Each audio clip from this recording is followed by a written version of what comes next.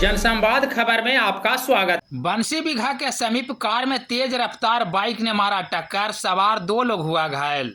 दरअसल इस वक्त मखदूमपुर हुलासगंज सड़क से बड़ी खबर सामने आ रही है, जहां तेज रफ्तार बाइक सवार ने कार में सीधी टक्कर मार दी, जिसमें सवार 2 लोग घायल हो गया।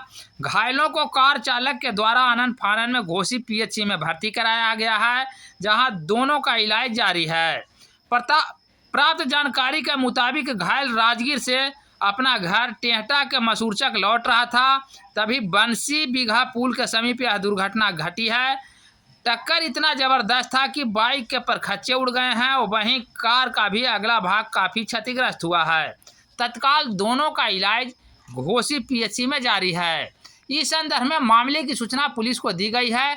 पुलिस घटना स्थल पर पहुंचकर दोनों वाहन को जब्त कर थाने लाई है और तत्काल घायलों का इलाज अस्पताल में कराया जा रहा है। इस रिपोर्ट में आप देख सकते हैं किस प्रकार पुलिस वाहन को जब्त कर थाने लाई है। क्या नाम हुआ? रंजीत कुमार।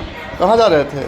हमारा थे घर, ससुराल गए थे, राजगीर ससुराल से। अच्छा, घर कहाँ है? मरसुआ। मरसुआ कहाँ पे? टेहटा के पास। अच्छा, आप अकेले थे? नहीं, बाइक के साथ। दोनों साथ में थे।